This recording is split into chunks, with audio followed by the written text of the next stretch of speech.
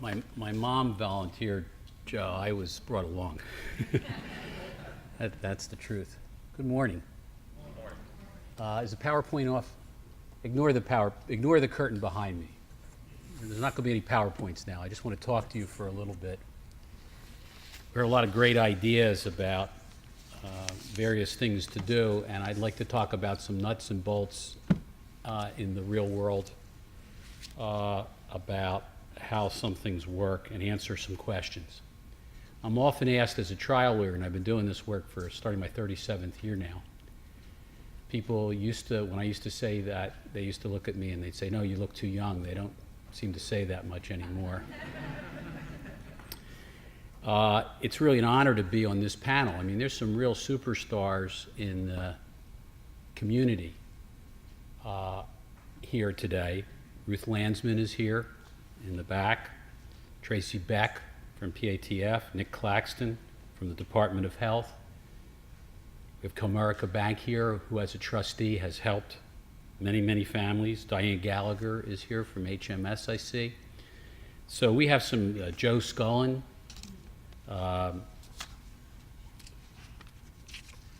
Monica Conrad, Dr. Frank, and we have some real superstars here today in the community, and it's an honor to be part of this panel. What I would like to do in the few minutes that have been allotted to me is talk to you about the questions and concerns that parents have when they come to see a trial lawyer, such as myself. And I'm going to answer the 10 most common questions and talk to you about those for a little bit. Is that okay?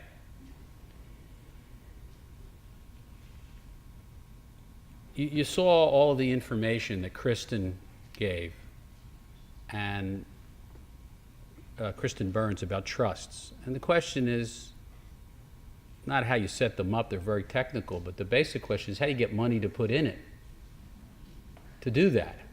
So let's talk about that for a minute. How are people going to provide? Well, there's government benefits. We know about that. There's asking family members to make contributions to trusts, to make bequeathals to trusts to help support. Well, what if that's not enough?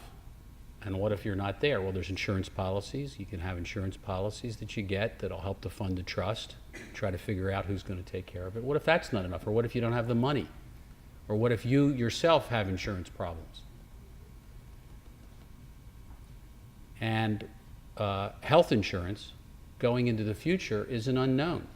I mean, the President of the United States was on TV yesterday apologizing for the problem. Congress today and the insurance companies today are arguing in Washington about whether private insurance companies can actually step back in now that they've stopped some of the programs that they have had in the various states. We are at a time where things are unknown, and those people who can fall through the cracks, and I respectfully submit that there's a lot of families here that are in that situation, have to be ultra vigilant. That's why you're here today. That's why we're proud to be talking to you today, because you are the people who take care. You are the people that have to catch all of those things which fall through all of the safety nets that are supposed to be there in place to help. And the cost, Kristen was talking about life care plan. I blacked out some of the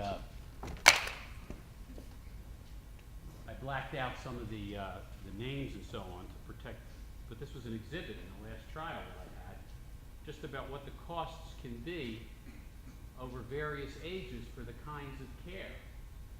Now, sure, insurance can cover for some of these things. This is this life care plan that Kristen was talking about. There can be insurance in place to cover for some of these things, but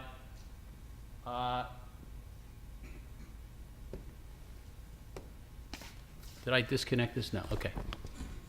There can be insurance to cover for some of these things, but many times there's not, and insurance can change. What are these costs? For a child, and this child was age 6 when the case came to trial, okay? So at age 6, from age 6 to 39, the cost was $10,114,000 without insurance. without insurance.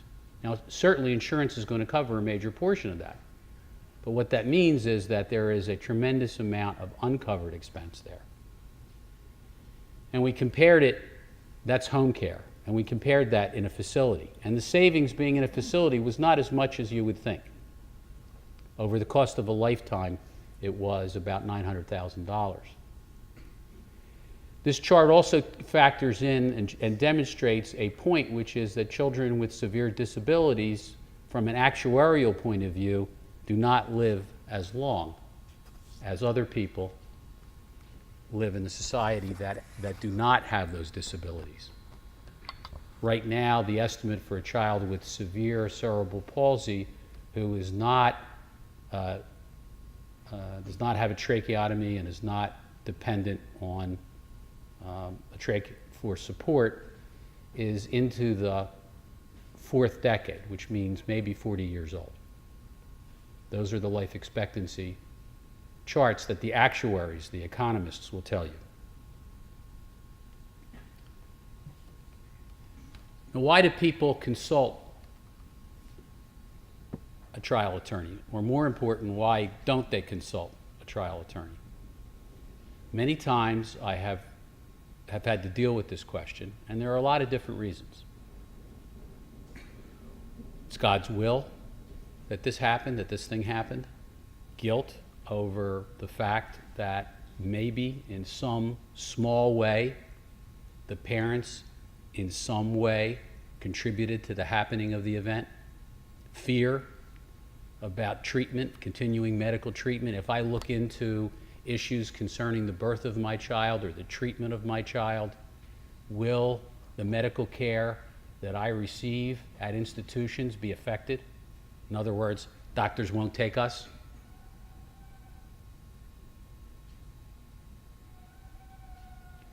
These kinds of questions are very legitimate questions, and I'd like to talk about them frankly and openly with you right now about them.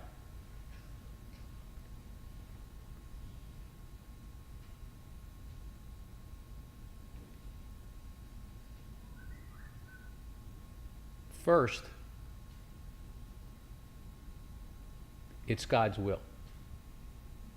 And I pause because that may well be true. That may well be true. But in my last case, a child born perfectly healthy, with APGARs, if you know what that means, 9 and 9, this kid was off the charts great. And a respiratory event happened. Respiratory distress can happen. You know, your kid chokes on mucus or some leftover meconium or something. And the child goes into some respiratory distress, and no one on staff had ever performed an intubation. There was zero experience in the middle of the night at this institution, which I cannot name under a confidentiality agreement, because the trial did not finish. There was zero experience. Now, you can say that it's God's will that there was no one with experience there that night. And my response to that would be, that may be, but the standard of care for institutions that are offering care to parents in the middle of the night is to have people who are experienced and qualified and trained and have done it before there to do it. My response to it's God's will is also that as parents, you look at this group here on a Saturday morning. You're tremendously responsible people. Well, as the parent of a child with a serious disability, with respect to the question of how is my child going to be taken care of if I'm not here, I submit to you that you have a duty, a responsibility, to at least consider and investigate the facts and circumstances that led to the event. Knowledge is power, and if you make a decision without the knowledge of those facts, you could well be making a mistake. So let me give you an example, a combination of it's God's will and it's guilt with the parent. May I do that? It's based on a loose hypothetical, because in many of these cases, and it gnaws the hell out of me, but it's the way things are done. When doctors settle medical malpractice cases, for example, they require a confidentiality agreement. So I can't name names, and I can't tell you amounts, and I can't tell you who the name of anybody was, even though it was a public case, because they insist on it. So a child is in an automobile accident, and the mother was at fault. Mother ran a stop sign, bad automobile accident, very bad leg fracture, surgery, everything looked great, child was going to do great, everything was healing fine. Child began physical therapy, and the leg just crumbled, just crushed into pieces. Horrible physical disabilities caused by that at the level that it happened on the leg.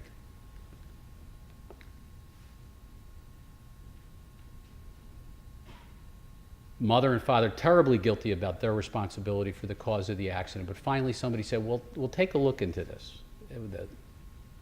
Maybe there's auto insurance, maybe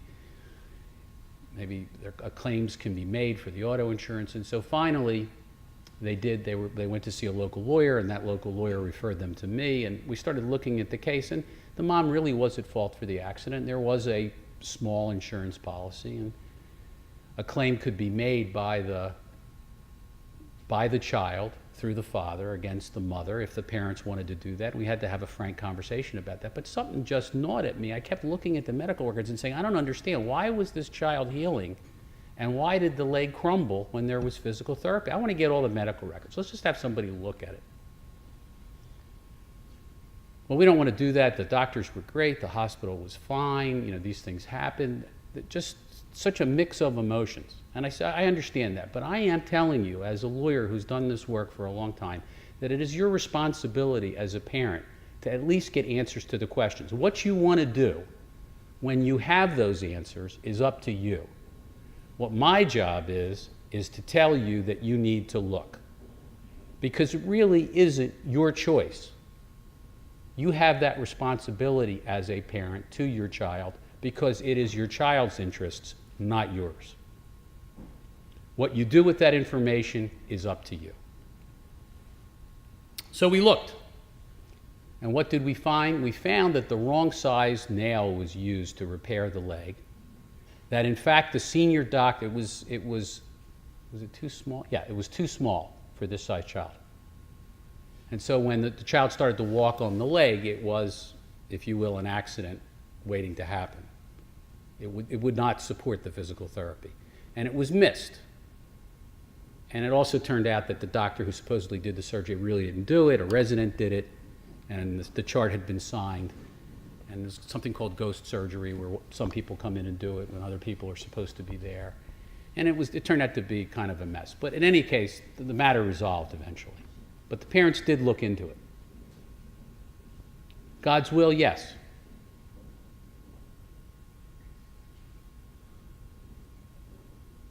Professional responsibilities of parents, standards of care, yes.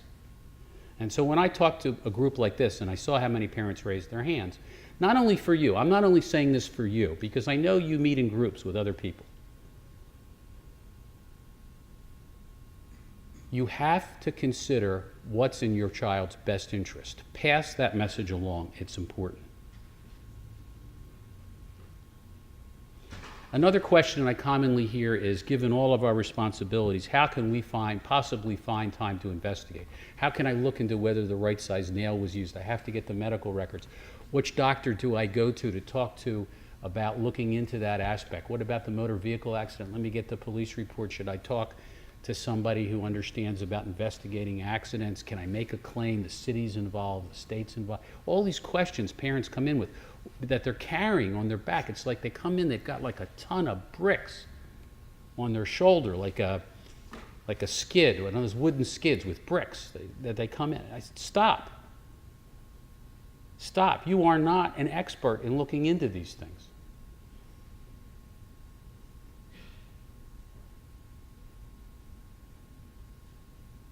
Bring your problem to a lawyer who knows what they're doing. Let them look into it.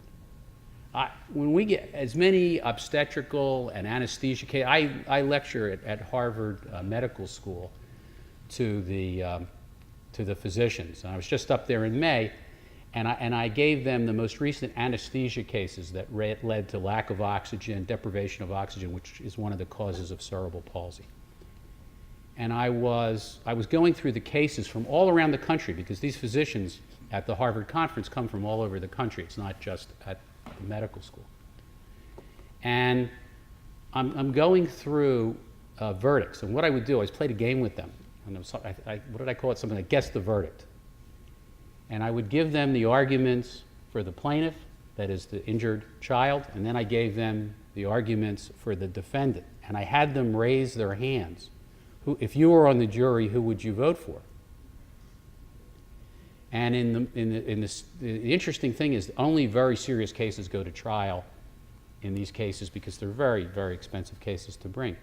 And it turned out that the most serious verdicts that had come back this year were plaintiffs' verdicts. And what I found interesting was that the group of doctors, if there were people who wanted to vote for the doctors, they didn't raise their hand. The doctors understood there was negligence. They would have voted in favor of the plaintiff had they been on the jury when they heard the facts of the cases that I brought to them that were legitimate and appropriate.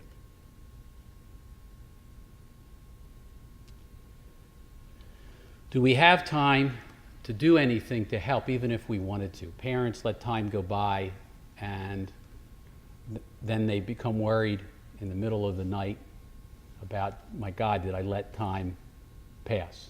Is it too late to do anything? There's a couple different ways to look at this subject. The first is, as a practical way, as a trial lawyer, you need to get facts right away. You need to get medical records. If a vehicle's involved, one of my partners has tried a number of these cases with these vehicles rolling over and them not being crash-worthy. You need to get a hold of the car, have the car secured in a location. I mean, in many of these cases, you really need to get in early, get a hold of the evidence, get a hold of the facts. And so the sooner the better. So that's one way of looking at solving the problem. The other is a statute of limitations. There's a legal bar that prevents people from bringing claims past a certain period of time. In Pennsylvania, typically that's 2 years. 2 years from the date of the incident for an adult. Not so for a child. Child has until the child's 20th birthday, today. And I say today because the law is changing, and it's all changing the wrong way. Time limits are being shortened by conservative legislatures right now who are trying to prevent claims from being made.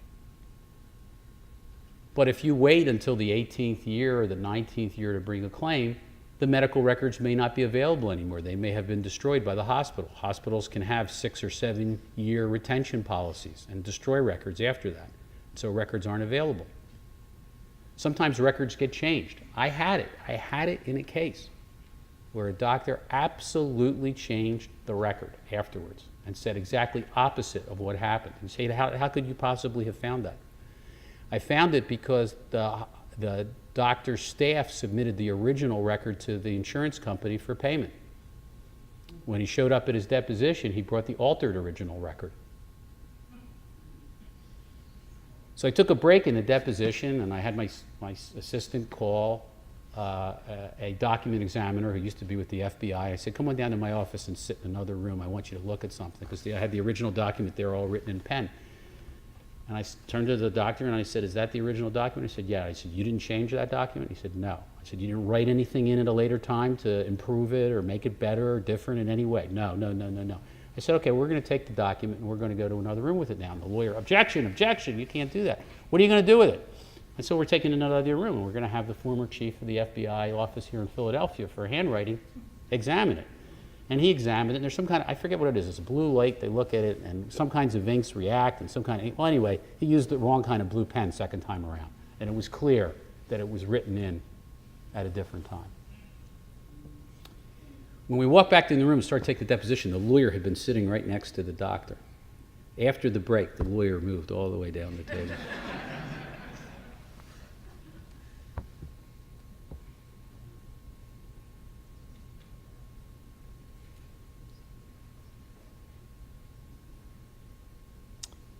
If we bring a claim, will it interfere with benefits or insurance coverage that's in place? Will the doctors stop treating my child?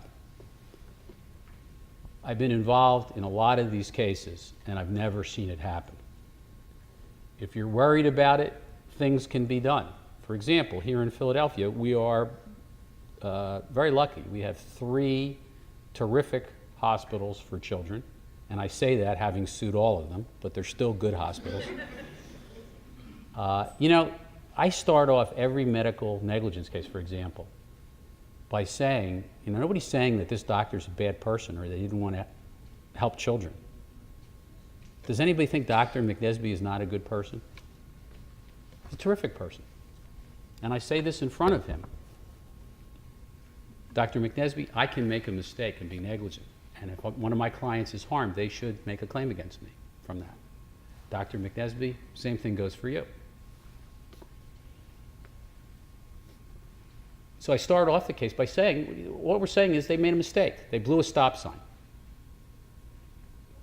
When you drive, you have to follow the rules of the road. When you practice medicine, you have to follow the rules of that road. And that's what this case is about. Somebody blew a stop sign. What I've found is that you will continue to get care at that same facility. You may have to switch doctors. You may have to switch doctors within that group. You may have to go to a different group, just to feel more comfortable. Because it's not comfortable showing up at the same doctor's office while you're in a lawsuit with them.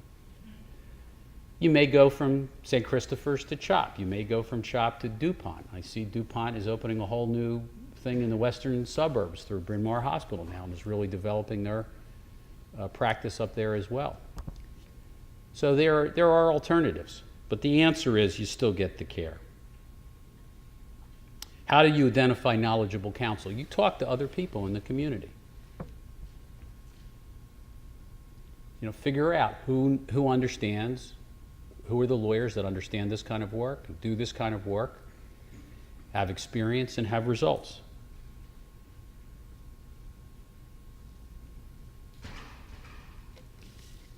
What are the main reasons for mistakes? People say to me, well, what kinds of things are we talking about? So that I can understand why I'm meeting with you, Mr. Cohen. What are the kinds of things? So, for example, in negligent prenatal care, so did something happen before the baby was born? There have been issues in our cases regarding failure to diagnose a medical condition of the mother, preeclampsia, hypoglycemia, anemia, gestational diabetes, failure to identify birth defects which could have been treated in utero, failure to identify ectopic pregnancies, failure to diagnose a disease that could be contagious to the mother. It's very interesting because we've been involved in cases now involving not only the physicians but the employers, where the employers know that the mothers are being exposed to chemicals or increased risk of certain diseases that can affect the child in utero. It can affect the mother, but severely affect the child in utero.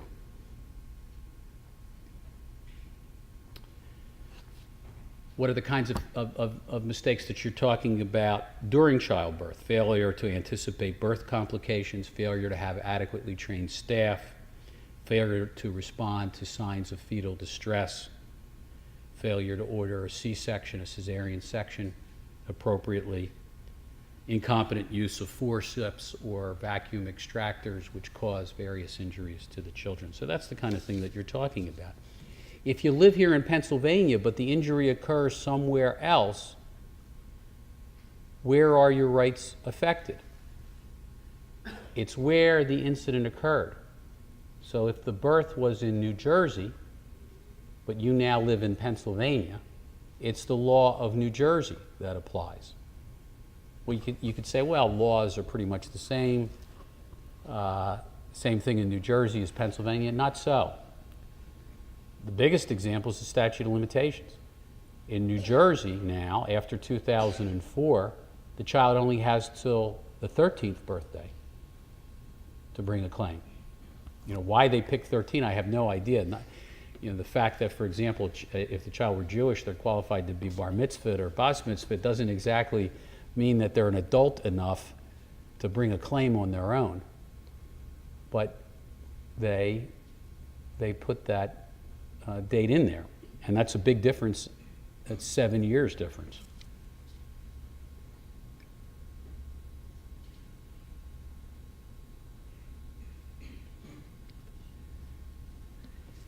And I'd like to end with and then I'll answer any questions anybody has for a few minutes, but I'd like to end on this note. What are the reasons why I should not investigate these issues? I've had parents ask me that. Can you tell me why I shouldn't look into this? Can anybody tell me a reason why you should not look into to litigation as one of the tools in your toolkit to be used as a parent of a child with somebody with disability? Well, if you think of one, will you let me know? You understand what I'm saying to you? It is one of the things that you need to consider. And you may be looking over here at like the auto accident with the parents who were very concerned because mom caused the accident.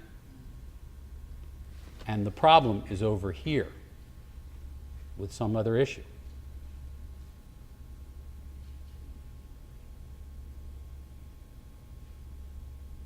You're driving one of these Ford, my partner Joel's tried a number of these Ford Explorer rollover cases. And I have to tell you, folks feeling guilty about the fact, oh my God, I must have been driving too fast, I must have jerked the car too much. When you see the evidence of how easily those vehicles roll over and the children injured in these incidents, I understand your feelings, I do. Your own feelings about your responsibility, but you have responsibilities to investigate those things, and you do not have the information necessary to make appropriate decisions. Get the information, know what your choices and options are, seek out experienced assistance to do that, and make a decision. That's your responsibility. Those are the kinds of questions that I'm asked. Any questions now? Yes, sir. It seems that what you're saying is very similar to Joe's joke about the difference between knowledge and wisdom. Your responsibility is helping parents find the facts and the knowledge, and then the wisdom would be to come from them as to how they perceive. Well, first of all, it's always good to have somebody from South Philly here at one of these events. And of course, yeah, and you're right, of course. And thank you for putting it so eloquently. It's exactly right. And it's, Joe Scullin, first of all, when Joe Scullin, as with many of you in this room, when Joe Scullin asks me to lay down in a puddle, I say to Joe, well, do you want me on my stomach or do you want me on my back? So, having said that, his mission to me was explain to parents that they've got to look at their options, Stewart. Talk about the questions that parents typically ask and explain why litigation has to be part of the toolkit. None of my children, having watched me do this for 37 years, are going to practice law. They're all doing other things. Speech pathologists, nutritionists, involved in healthcare and helping, but not this work. They see what trying a case can do to somebody and doing it for 37 years. But one of them asked me recently, what makes you feel good about it? Why do you like doing it so much? And I do. I love being a lawyer and doing the work. It's helping to change people's lives. It's helping to change people's lives because, we all have to play the cards we've been dealt. You guys have a hand right now. There are some other cards that can be dealt to you from this situation, and litigation is one of the tools, if you investigate it properly, that can assist. It can make a real difference in people's lives. Thank you. Any other questions? Yes, sir. Was there a grandfather clause to the New Jersey 2004? So in 2004 they said you had up until age 13. Was there any? Yes, there was a clause? grandfather clause. If the child was born before 2004, the prior law said you could bring a claim until your 20th birthday, and that remained. So you still have in New Jersey until the 20th birthday. But there's all kinds of other statutes that people have to be wary of. Let me give you an example. There's things like statutes of repose. A statute of repose is not called a statute of limitations, but it says if a product is older than so many years, you cannot bring a claim.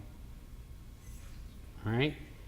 So you've got two statutes. One, the statute of repose, and another statute of limitations. An accident happens where a child is very seriously injured. And I hate to keep picking on Ford, but they did make the Pinto, for those of you old enough to remember it, and they did make the Explorer. So in a Ford Explorer, it rolls over, child is seriously injured because of the injury sustained in the rollover, brain injury. Closed head, just from being that soft young brain of a child being so destroyed in a terrible rollover accident. When that happens, if there is a statute of repose in that state that says you can't bring an accident against a product if the product is more than 12 years old from the day it went on the market, even though under a statute of limitations you might have a right to bring a claim for that child for another 6 or 7 years, your time could be over next week on the statute of repose because of the age of the product. Because the shorter one in many of these jurisdictions applies, and it's a problem. Which is why, people go on the internet or they talk to lawyers that aren't that knowledgeable, and they'll say, for example, in Pennsylvania, it's a little known fact, but experienced lawyers know this. It is a parent's obligation to pay to care for their child under Pennsylvania law. It's your legal obligation to do that. So that if a child is seriously injured, the medical payments until year 18 is your obligation. If both the parents and the child bring a claim within the 2-year statute of limitations, you can recover the medical reimbursements for medical care up to age 18. If you wait past the 2 years, and then the parent's claim is gone. Now only a child can bring a claim. And that child's claim can only include medical care and treatment after age 18, the age of majority. So you just cut out 18 years of expenses in a lawsuit. That's a big chunk of money. That's a big chunk of money. So when you make these decisions, you need knowledge. You need that kind of specific information. That's a great question. Yes, ma'am. Let's say that if you're pursuing litigation, but you're not happy with the results, what should you do in that case? Should you give up, or should you look for that knowledge and proceed? You mean you brought litigation and you've lost? Well, not lost, probably won.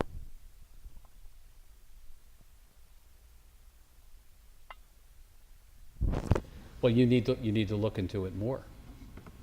So who can help you do that? You need well, you can't talk about something like this in a forum like this because I have like 100 questions I would like to ask you now, but and you all probably know 99 of them, but you need to talk to another lawyer, and figure out exactly what happened and how it came to pass. I've been picking on doctors this whole time. Doctors aren't the only ones that make mistakes because they're human. Lawyers make mistakes. Engineers make mistakes. We all make mistakes. That's why they have the rubber thing on the end of the pencil, because we make mistakes. And the law is intended to correct that as best it can. Any other questions that I can answer? It was a pleasure to meet with you. I'll answer any questions that I can before we have to leave today, but I'm going to turn it back over to Mr. Scullin. Mr. Scullin?